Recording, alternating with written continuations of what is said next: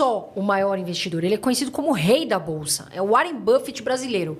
A sua história, a gente estava lendo a sua história de vida. É muito fantástica. Porque você realmente veio de uma família assim, né, humilde, tomou o seu primeiro banho com 5 anos, né, um banho quente com 5 anos, foi engraxate. Como foi a sua história? Porque isso é muito fantástico de ouvir.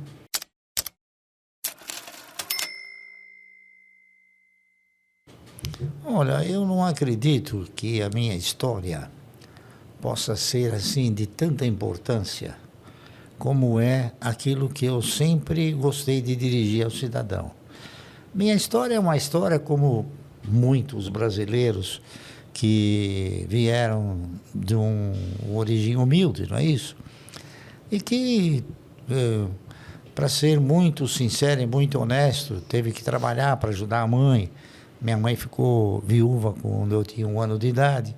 E eu sempre me sensibilizei o fato dela ser uma guerreira, uma trabalhadora, e sempre postulei a minha postura, assim, de tentar ajudá-la, né? Então, naquela época eu era criança, então eu fui fazer aquilo que era possível fazer para ganhar dinheiro, tá certo? É isso aí. Então eu fui ser engraxate, fui aprender a ser alfaiate com meu padrinho, né? Coisas que eu não gostei, mas tive que fazer, né? E como é que foi, Luiz? Como é que foi sua entrada no mercado de investimentos? Conta um pouquinho pra gente, porque você trabalhou como engraxate, vendedor de balas, mas como foi esse primeiro passo? Quando eu era criança. Depois eu fui evoluindo, evidentemente, eu fui crescendo. Eu me formei contador, não é isso? Em 1958. Em 1962 eu me formei em economia. E aí, então, eu já havia adquirido uma certa maturidade em termos de economia, não é isso? E nós, então, fomos evoluindo na razão direta das pesquisas que a gente foi desenvolvendo, né? E eu sempre mirei o meu foco, né? Para mim poder ter uma renda mensal. Essa foi meu principal objetivo, né? E para mim ter uma renda mensal, eu acabei analisando uma série de fatores, não é isso?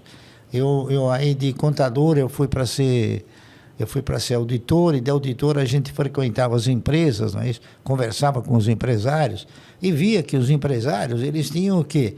Eles tinham uma forma generosa de ter uma renda mensal através do quê? Através da participação de lucros, etc., né? E isso foi evoluindo em mim até que um belo dia eu falei, bom, eu vou ingressar nesse universo de investidores, não é isso? E comecei pequeno, comecei comprando, né, insignificância, né?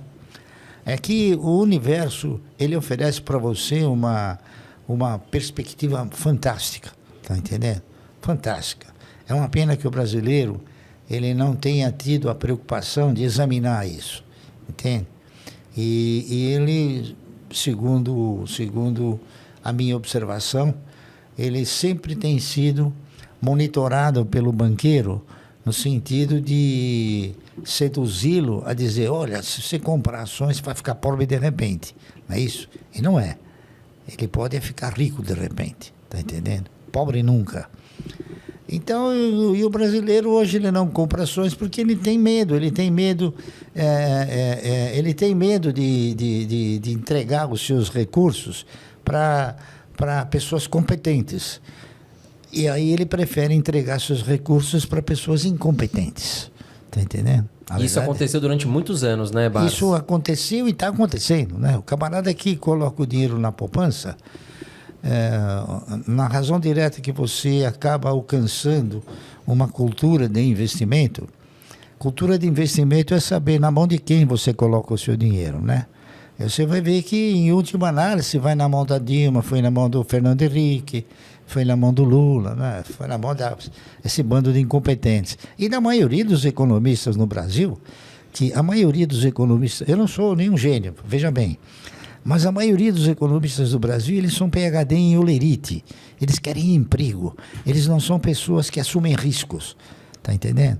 Então, por isso talvez que o Brasil nunca tenha tido um plano. O Brasil teve conversões diferentes que foram denominadas como plano, mas nunca foi um plano. Plano é uma estrutura organizada de maneira tal que você enxerga um objetivo final. Legal, Luiz. Obrigado. E olha o recado para você. Luiz Barsi, que hoje é um bilionário na Bolsa de Valores, começou com pouco dinheiro. Né? Então, se você pensa, poxa, vou começar com R$50, R$100 é muito pouco, não. Tudo tem um início e a gente começa com pouco. Agora, vamos falar do nosso patrocinador, Carol, que é a Toro Investimentos, a maior e melhor corretora aqui no Brasil, que eu invisto e a Carol investe. Taxa zero para você investir tanto em ações como fundos imobiliários e também tem uma variedade de bons produtos de renda fixa para você. E se você investir, né, acima de R$50, você vai ganhar 2 presentes, né, Carol? Você aí, meu amor, abra sua conta. A gente vai deixar aqui, tá na descrição o link. Comece a investir, o seu futuro vai agradecer. 2 presentes, uma planilha de organização financeira, que a gente quer que você saiba os seus gastos e ganhos, e uma de rebalanceamento de carteira, para você saber direitinho organizar a sua estratégia. E falando em estratégia de investimentos, o que acontece, Barsi? As pessoas, nesse momento, elas estão assim... Ah, a bolsa tá barata, tá cara, quanto vale aquela ação? Pago R$5, pago 10. Para você, preço importa? Não, o preço, evidentemente, ele é um dos componentes, não é isso? Ele é um dos componentes da decisão que você acaba tomando.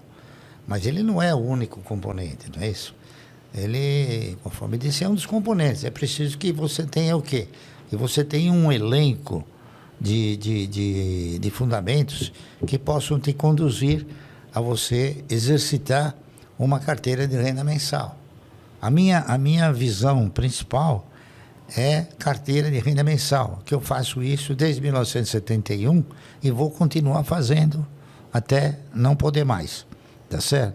Porque é a única trajetória capaz de te conduzir ao quê? A você ter um futuro estável. Tá entendendo? Essa é a única trajetória. Não existe outra.